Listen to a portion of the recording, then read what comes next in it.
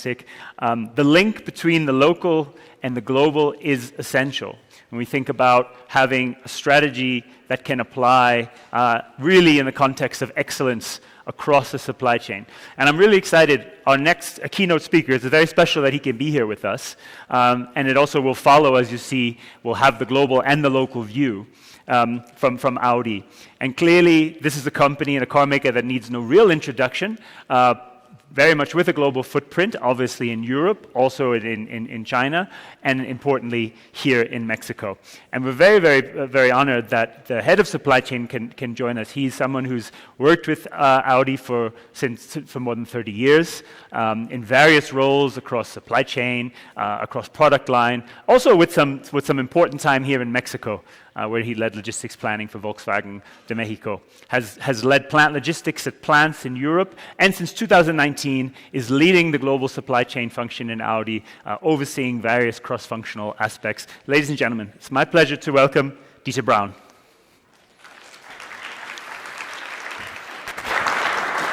Dieter, thank you so much for being with us. Okay, thanks a lot, Christopher. My pleasure. We're going to have a presentation. We'll have a few questions after, and please join us. Thank you so much. Hola, muy buenos días a todos ustedes. Espero to everyone.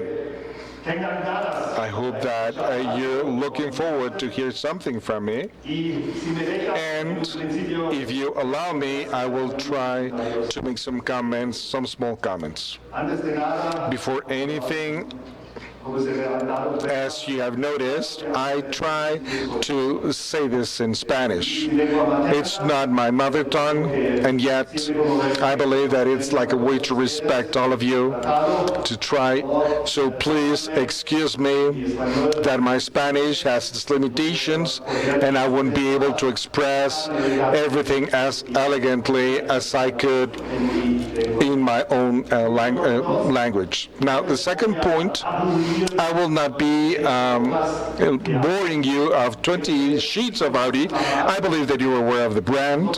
So we do have, give or take, 80,000 employees. We have, depending on the year, 1.8 million cars. We have 5 own plants, but there's 3 more plants in Europe that produce Audis for us, and we have some joint ventures, mostly in China, and some producers in India, Malaysia, where there's also we're producing these cars of ours. So we are in this phase of transformation. And what I want to talk with you today is how this strategy of the supply chain could work as a guide of this work. As supply chain boss, well, new challenges are on the table, and well, we need a quick response, and at the same time, it will not be lost, this view, in the middle of the long run. So I do want to share with you these really pretty sheets that normally we all have for your own strategy. I want to give you a quick view about how we have created our strategy, what's behind that, what is it that we have learned along the years, and what we have fine-tuned. And at the end, how use this advantage that we have that is present worldwide, for instance here in Mexico, to do something more successful. And I'm saying this not because I'm right now here in Mexico. I am more than convinced that we should have a strategy just from Germany to the world. We have to elaborate our strategies all along, and then to work, each of us, with your own forces, how you can contribute to nationalize the strategy that we have. And well, a little bit later, after Francisco Bravo, the Chief of Supply Chain here in San Jose, Chiapa, Mexico, he will be also mentioning his view, his quick view about this Mexico, but also that we are properly aligned. And for me, there's also a preview saying this speech. I have one of my responsibilities of a supply chain with myself, and maybe it could be something interesting for you to see how we interact to have this global view and to use it to the realization of local excellence that we have. As I have mentioned, we live in years of transformation, and I've talked about challenges and ideas, and clearly there's a number of challenges. There's some external challenges, right? I mean, we do have a bunch of competency right now. I mean, if we compare the situation for the last 10 years compared to today, we have a lot of models, and that 10 years ago nobody knew or were aware of. And clearly they do not have their bag full of all the success story. And also this creates an advantage because they can design, for instance, their vehicles, their cars, their production style with what we currently do as of today. We can compare a bit like a city. Of course, if we go to Puebla, Puebla has their own story, its own design. If this design will treat perfectly to a city of today, it's not decided. If we can construct a new building, or we can build a new city, it will reflect all the knowledge that is available today. The same thing happens with cars. If I'm producing cars for 100 years now, I do have this way of how I develop my cars, technology and all of that. So this also presented before an advantage, and today, every now and then, it's a disadvantage. So we have to work with that. Clearly, Mexico is a really good example. We have all these economic links with other countries. So now we all have these frontiers that are closing more than opening. So we have climate change, and mostly in the last years we have logistics chains that every day I talk about COVID, I talk about semiconductors, and there's some changes in there. In Europe, additionally, wars that we have in Ukraine and Israel, where we do have some suppliers. And clearly, we need to ensure an ongoing supply such that we do not stop our production lines. I already talked about the transformation to electric vehicles. Our strength comes from combustion engine cars, but today the industry is dedicated to the transformation to electrical vehicles at 100%. We are more than convinced that in that way we're going to be able to see the future. It will depend on the speed and on the country where we are. And in certain times there's a discussion if this is a correct path or I don't know what. But I'm going to tell you one thing. In China, the change to electric cars is being executed quicker than we are doing it and that we foreseen. We want to reinforce the North American region. And of course, at the end, all of us, after inflation, have costs that go higher. And of course, the customer expects an economic product, so we have to find solutions. that can create these expectations. So I can keep talking in terms of challenges for an hour, but that's not the main topic, because the topics of today could be the challenges of tomorrow, and the challenges of tomorrow could be the challenges of past tomorrow. So now I'm going to talk about strategies. Thing number one of strategy, I think that logistics, we call ourselves supply chain in Audi, and logistics as an organization that can create added value. That it's really important for the successful of the company, not only in times of crisis, also to reach goals like invested capital or the correct timing of the deliver to the client if we're in a very competitive standpoint. Second point, we require a strategy, because if we don't have one, with all of these challenges, we lose what we should be reaching on a mid and long term.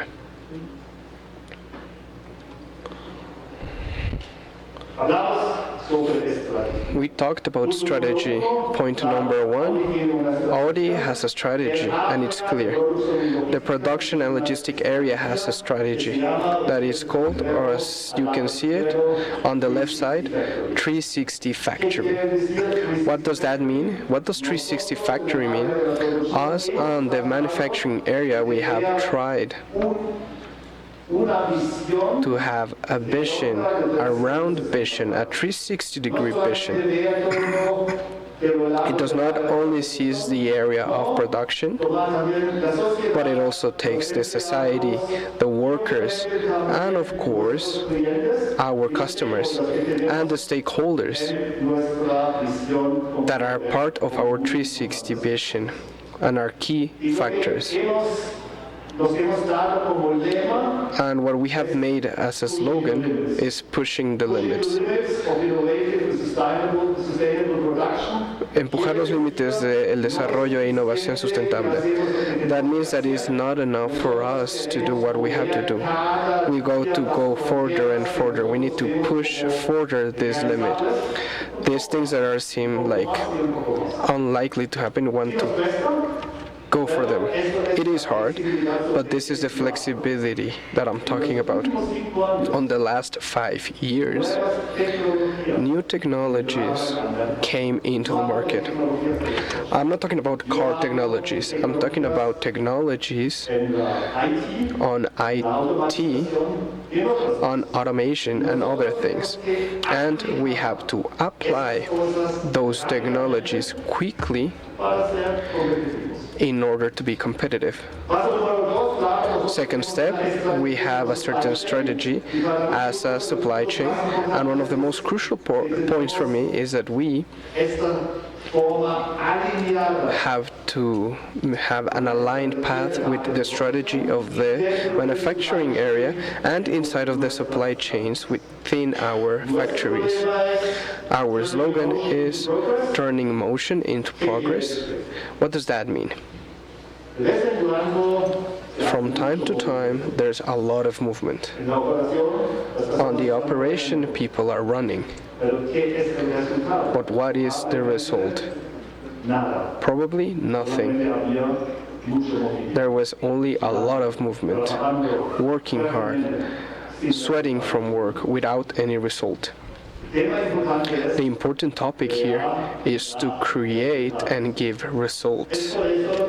That's why our slogan always, and logistics, is movement. But movement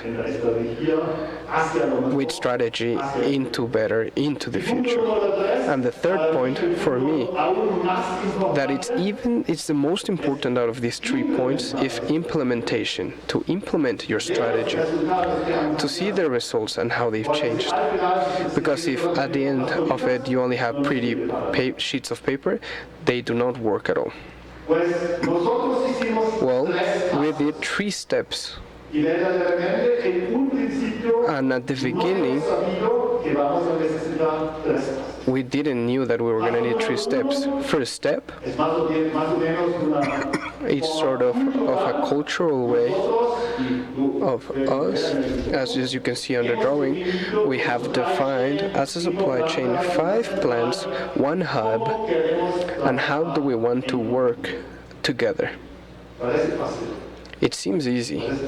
It seems easy.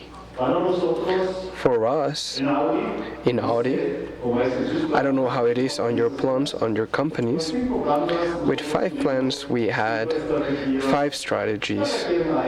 Each one of them made a pilot in order to give something with HEVs, with digitalisation, and of course, this is not cost effective. Today, we have a strategy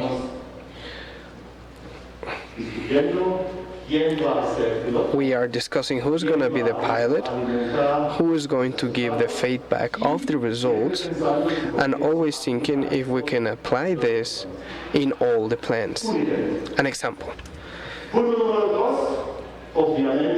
Step number 2, a strategy, of course.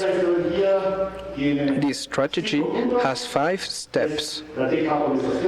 Decarbonization, the environment, it's our process from order to delivery that is one of the key process of Audi. And we, as a supply chain, are the responsible of this process. Connecting sales, purchases, finance, and of course, the logistic and manufacturing area. Point number 3, efficiency, cost reduction, increased gains. Point number 4, digitalisation, and step number 5, team of work. That's how we call it. What could we do for our employers? How can we create more knowledge? How can we increase the resilience of the individual, of the team, and of the organization? That was something that we learned during the pandemic that was very important for our organization. And that's it. Is it clear how we want to work together? Is it clear what are our field of actions? What have we learned? We have learned, and that's why we have the 3rd step, that working on an action field is one thing, but as people that work in logistics, we leave processes. How should the process X should be on the future? It should be very well defined to the smallest detail, where it has to be as clear as a production process. Will we have automatic trucks? Will we apply AI in all of the processes? These are general phrases, but are not detailed phrases, where we do know if we will apply it, we will apply it here, we will not apply it here, and then automation process is going to be until this level and not more. That's why we did this effort. And you can see it on the slide how we did it in order to detail the complex and complete processes. At the beginning, with our experts, our internal experts, and again, from all the plants of logistics, because each one of them can contribute with something different, with their specific point of view and its specific conditions. Based on this, of course, we've said, what are the potential that will give us if we change this process to this future? And then we did something that we called a brief challenging. We as managers have received the presentation of the team, and we've said, okay, here I want something more advanced, here I want something different, etc. always in very complex and complete processes. And after this, we went, and this for me was a very important step, to an external company, and we assigned the task to say,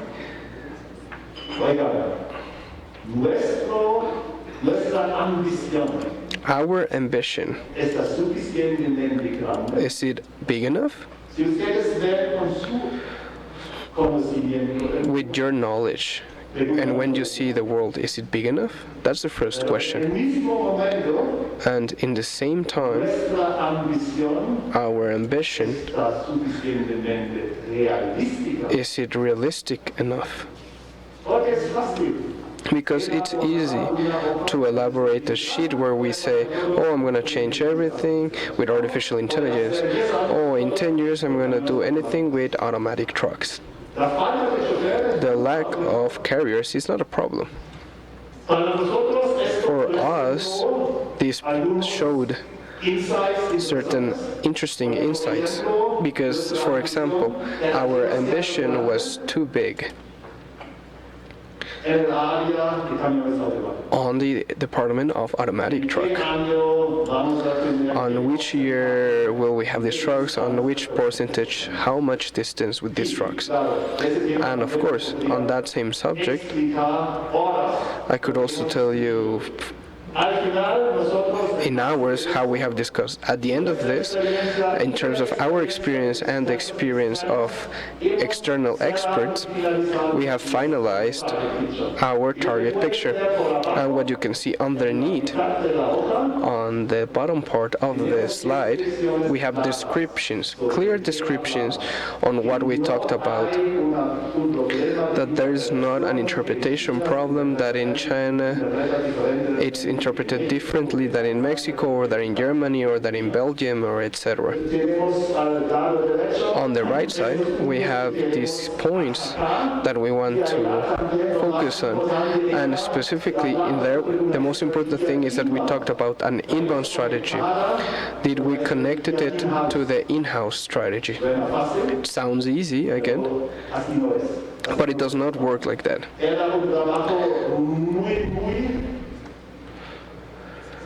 It was a really hard job, but today we're really proud for us to accomplish that. In here you can see at the end of it we always need something for communication, to publish it for people, for congresses like this. It looks pretty with colors, a bit modern, but once again this is not the most interesting part. The most interesting part are the processes that are well structured and described behind all of the result, and that we want to apply in all of our plans. I don't want to go into detailed examples. I'm just going to say one thing.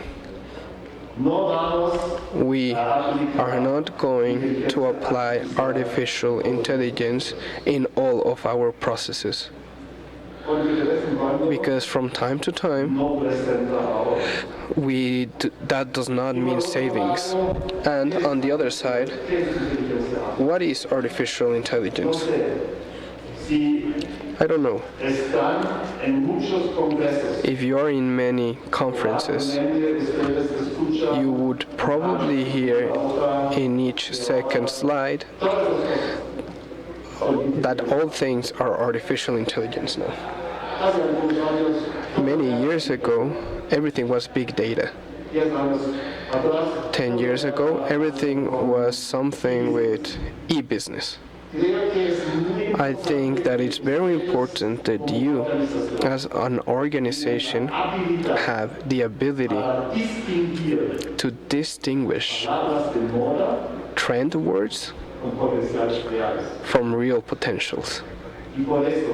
And that's why I tell you, you have to invest in people and you have to collaborate.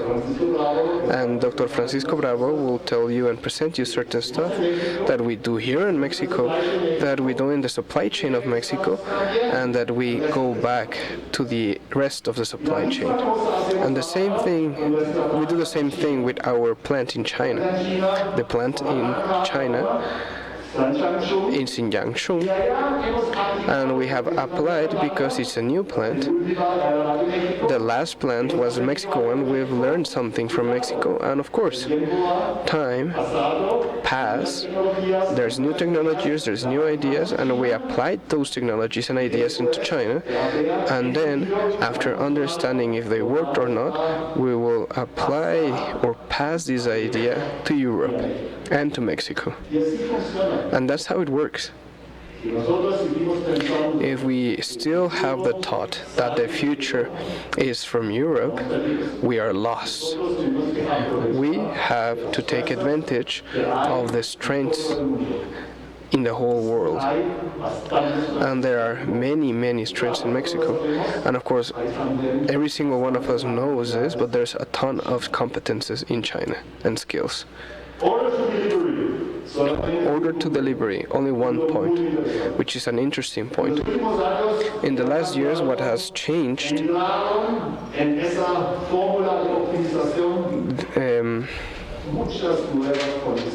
new conditions have come into place to this formalization area. Before, everything was producing the cars in time for client. That's it. Today,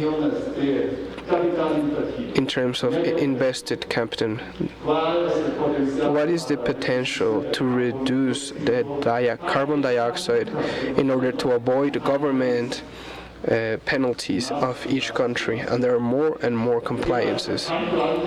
It's so complex and so big that now we have a key project for us in order to manage the whole Audi company. Once again, logistics as a creator. Logistics in order to give added value, not only for the manufacturing and delivering of pieces. We have a project that we call it Meteor, where with certain mathematical algorithm of operation researches that we want to fix this complex problem. What car in which country for which client in order to optimize costs, invested capital, metal cash flow, carbon dioxide, and more and more and more. Where does it come from? During the pandemic, we had the problem with semiconductors. And we also started the problem on a lower scale. For each week, we had the possibility of assigning semiconductors that we had that were always slower.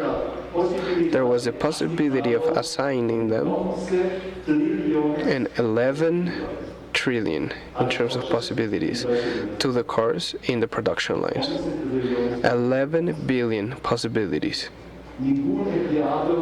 There hasn't been any employee that has been so trained could solve this problem on their sheet, on Excel or anything. These are really strong tools and in the hands of a logistic in order to create those solutions and to apply them on real life.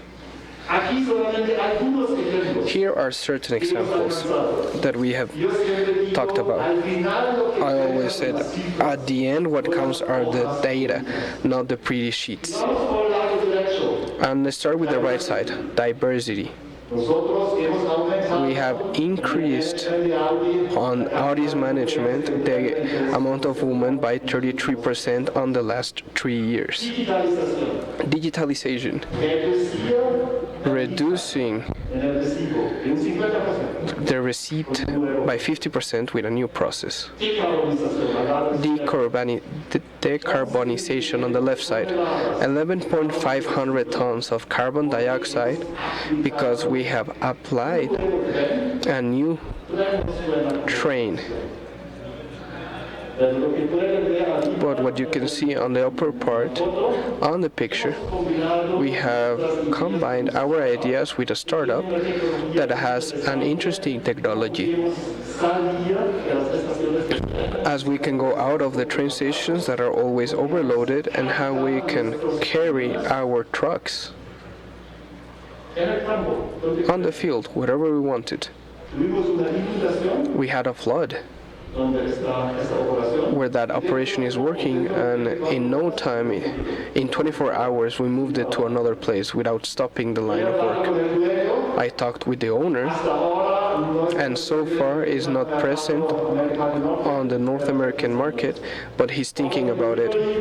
Order to delivery, I'm going to skip that one, efficiency and automation. Here, once again, one thing is trying to improve your processes with all of the Lean methodology and Kaizen methodology of continuous improvement. This will not be enough. We, as a logistic teams, we have identified in our target picture areas where we said we want to influence the conditions in which we work and change them. This will represent more savings than 23 workshops that I do not want to avoid. But we have to see where the biggest impact is. To things that are easy, the distance of the sourcing and the reduction of complexity. This is a strong goal for us, an important goal, to reduce this, because if we do that, the logistic is like a thermometer for fever of the company. And the fever will be the complexity. We have to find the pieces, we have to see the lining, but the complexity costs are in sales, are in purchases and technical development, etc. We cannot measure. And with others people help and our help in terms of logistics, because logistics is a process that is linked with purchases, with buyers, with technical development, with finance. That's why we know good enough in order to say, hey, this number is important. It was sold twice a year last year, and we have 20, 30, 50,000 sales. Let us take them out and put something more efficient that the client wants. Last point, in order to summarize what you have heard. We have a clear vision, very well detailed and described, where we say what we want to reach in the supply chain of Audi and Mexico and China and all of the countries where we are operating. And we are more than convinced that we as a logistic teams, we make the difference, and that we are placing Audi in a competitive place. We want to take advantage the local knowledge, the local strengths, in order to try to agilize the process and not to develop the same thing 5 or 10 times. And of course, finally, it's necessary, it's fundamental to create laws that, for example, in Mexico, they are different than in Germany. But that does not mean that the vision, the processes of the future cannot be the same. I hope that you have thought of this as something interesting, and that probably in a year you're here and you're saying, we have revolutionized our company. Thank you very much.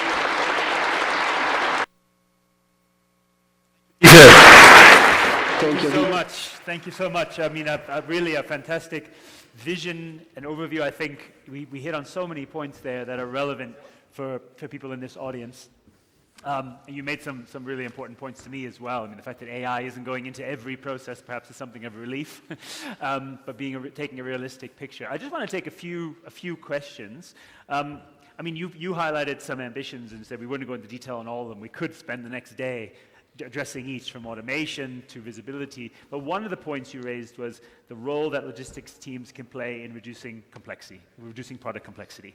Can you give us some examples of how, as a supply chain team, you're working across departments to do that?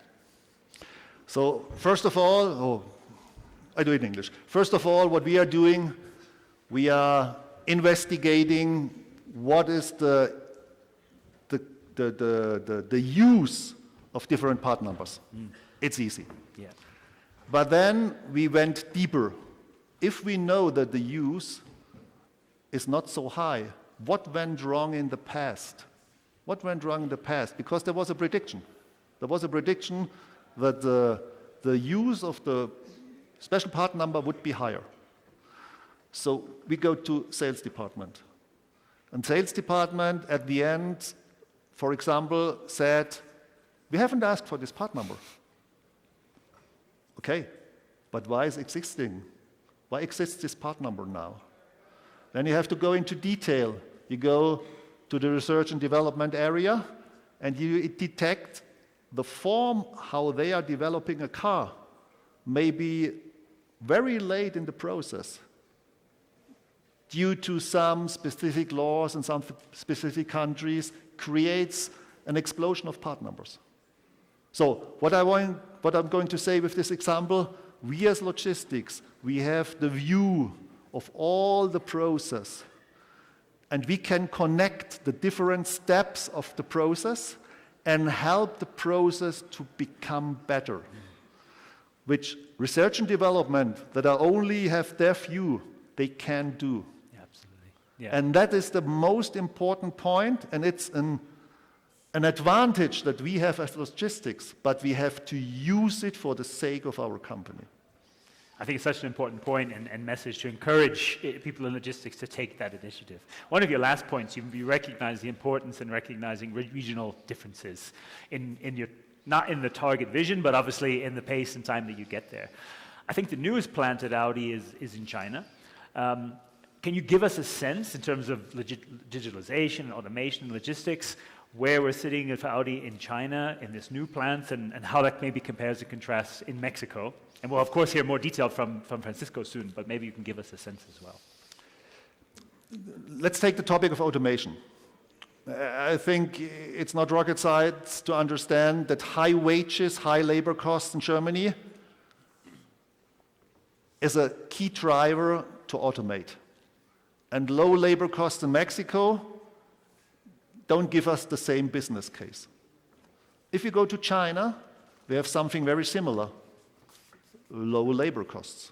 So we would expect a low rate of automation in China. The fact is the opposite. We have the highest automation grade of all our plants in our new plant in China. Why is that? Because automation in China is so cheap. It's so cheap, you can't imagine. You can't imagine how cheap it is. HEVs in China, it's mass production. It's like tortilla. You are laughing, but it's like that.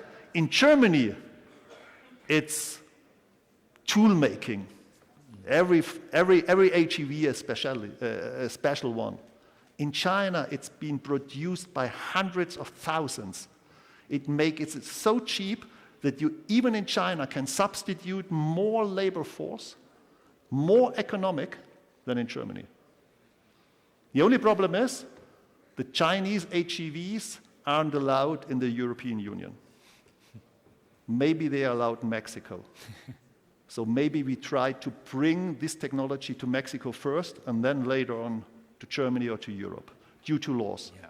But that is the thing, how we want to make the most of our global distribution. It's such a powerful point, and I think recognizing that difference, and being able to then leverage it in your vision is really critical. Last point, because I know we're running a bit over, but one of my favorite statements from your vision and presentation is logistics as creators, more as creators and creating value than perhaps in the past. And I just wanted to take an opportunity, to hear what do you see as the greatest opportunity for logistics today to create more value across the supply chain? Use your data that you have, but use it in a focused way. What can you do with the data to create more value for the company? And logistics has quite a lot of data. I think we have more data than anyone else. Interesting data to be connected. sales data, product definition data, production data, and so on. We have some problems with our database because it was a historic development, as I said, like the city of Puebla. So it's not so easy to connect all this data. We are working on this very hard. But at the end, as I said before, logistics connects all the departments. And if you are able to connect all this data in a very focused way to create value outside the area of logistics for the company, this is a very, very, very powerful tool that you have. It's important to bring the box to the line. That has to work. But it's even more important to use the data that you have to make something out of it for the sake of the company.